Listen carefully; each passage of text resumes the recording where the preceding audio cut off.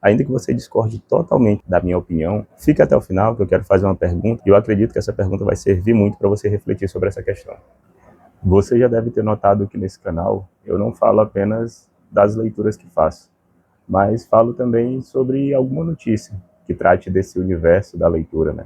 Sobre livros, sobre leitura, sobre educação e etc. E a bola da vez das notícias que eu quero comentar nesse vídeo é essa aqui que saiu na Gazeta do Povo. O título é Influencer de livro é cancelada e perde trabalhos por não divulgar literatura LGBT. É um texto pequeno, então quero ler todo com vocês e depois comentar. Diz assim: o mercado editorial depende cada vez mais dos influenciadores literários, ou booktubers, booktokers, bookstagramers. O nome varia de acordo com a plataforma onde essas figuras trabalham. Seus perfis impulsionam lançamentos e funcionam como uma ponte entre as editoras e os leitores, especialmente os mais jovens. Como em todo canto da internet, esse ambiente também tem seu lado sombrio, com cancelamentos, polarização e um patrulhamento que não perdoa ninguém. Qualquer postura considerada inadequada vira motivo para linchamento público e, por tabela, para a perda das chamadas parcerias, pagas ou na forma de permutas, entre as empresas e os criadores de conteúdo. Conhecida pelo perfil Leituras da Cá, com mais de 40 mil seguidores no Instagram, Caroline Garcia acaba de sentir na pele como essa máquina de moer gente funciona.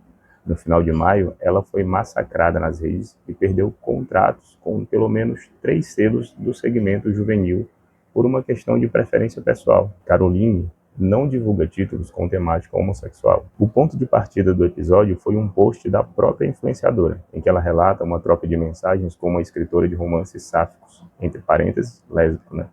Segundo Caroline, a autora tentou contratar seu serviço e, quando soube da sua restrição, abre aspas, criminosa, podre, nojenta e imunda, fecha aspas, abre aspas, não leio livros LGBTQ+, até leio livros que têm representatividade, que incluem personagens homossexuais, mas não leio livros voltados para isso, fecha aspas, explicou a criadora de conteúdo, que ainda diz ter pedido desculpas para a escritora. Caroline, no entanto, não imaginava que a história que ela mesma contou nas redes seria o começo da destruição da sua reputação digital, como dizem os entendidos no assunto. Fãs radicais da internet, os chamados bookstans, a versão literária de quem não tem nada melhor para fazer, passaram a vasculhar postagens antigas da influenciadora e formaram um dossiê informal de opiniões, que para eles são ofensivas e merecem punição. A exposição de Caroline reuniu de tudo, desde a defesa do porte de armas até questionamentos sobre a segurança em banheiros femininos usados por pessoas trans,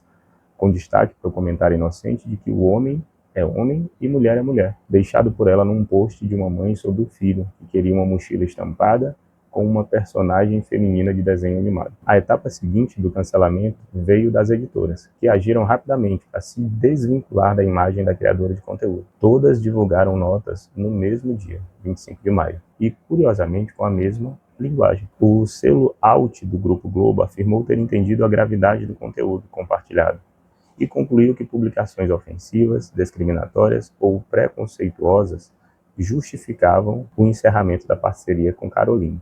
A Rocco foi um pouco mais seca, abre aspas. Tivemos acesso às suas publicações, realizamos uma avaliação do conteúdo e consideramos a situação com a devida seriedade. Ela não faz mais parte do nosso grupo de parceiros, fecha aspas, disse a editora em seu perfil. Já o Arqueiro não confirmou realmente o desligamento, mas deixou um recado, abre aspas, conteúdos ou atitudes discriminatórias e ofensivas são incompatíveis com nossos valores e resultam no desligamento imediato do programa de parceria. Pouco depois, Caroline desativou sua conta no Instagram. A política sempre esteve presente na literatura, mas a cultura woke ajudou a criar um ambiente em que quase tudo passou a ser interpretado como um posicionamento moral. O caso de Caroline, no entanto, mostra que o patrulhamento já chegou a outro estágio. Não basta apenas dizer isso. Não basta apenas dizer, abre aspas, isso não é para mim, fecha aspas. Também é obrigatório promover as pautas do momento. E quem não segue essa cartilha corre risco de ser o próximo cancelado. Essa notícia tem algumas camadas que a gente pode observar. O primeiro ponto é que parece que a vigilância na internet, no que diz respeito às coisas que postamos, ela parece aumentar a cada dia. Isso geralmente vem de alguns grupos que defendem determinadas pautas. Parece que eles estão o tempo todo procurando uma ou outra postagem que saiam ou que divirja, que saia do prumo ou que discorde em relação às pautas que esses mesmos grupos defendem. E em se tratando de leitura, a gente pode lembrar da obra de George Orwell, 1984, que traz essa ideia de uma distopia em que você está o tempo todo sendo vigiado, observado. O funcionamento da internet, com esses grupos que defendem uma pauta ou outra, às vezes se assemelha a essa dinâmica de vigiar o tempo todo o discurso do outro. A segunda camada dessa notícia tem a ver com o julgamento a respeito do que você posta. Logo que é detectada alguma postagem que vai contra ou interesses ou a crença de algum grupo específico, esses grupos ou pessoas que andam vigilantes logo se interessam em taxar aquela pessoa, né, dos mais diversos nomes ou termos, muitas vezes ofensivos. E além disso, começa uma espécie de perseguição. Vamos ver também as outras postagens, não somente essa. Vamos fazer um aglomerado aqui, levar essas postagens para as empresas que essa pessoa trabalha ou para as empresas com que essa pessoa tem um acordo. A gente precisa julgar essa pessoa. Então a internet também, além de ter os grupos observadores, né, ela também tem os tribunais que visam julgar sem misericórdia nenhuma a opinião das pessoas. Na maioria dos casos, me parece que eles não buscam os caminhos legais, os caminhos da justiça comum. Eles buscam, geralmente, a questão financeira, né? Fazer com que essa pessoa seja prejudicada em seus acordos, prejudique sua fonte de renda e por aí vai. A terceira camada é que isso traz uma consequência, a limitação ou a perda gradativa da nossa liberdade de expressão. Do direito que você tem, que eu tenho, de dizer, olha, eu não concordo com isso. Do direito que você e eu temos de ir numa livraria e comprar o livro que gostamos. O livro de um tema que nós estamos mais inclinados no que diz respeito ao gosto. Veja que no relato da notícia do que aconteceu com a Caroline, ela de maneira alguma argumenta xingando ou usando de termos pejorativos em relação a essa literatura que ela não lê. No episódio também que é mencionado de uma escritora falando com ela, na verdade aconteceu o contrário. No relato da notícia em que diz que a escritora que procurou Caroline para divulgar determinado gênero literário sobre assuntos que Carolina não lia, a própria Caroline foi ofendida, mas de maneira alguma é descrito na notícia que Caroline revidou. Então veja que no relato inteiro da notícia, a pessoa mais prejudicada foi Caroline, que apenas emitiu sua opinião, sem ofender ninguém, percebe? Como o jogo meio que vira.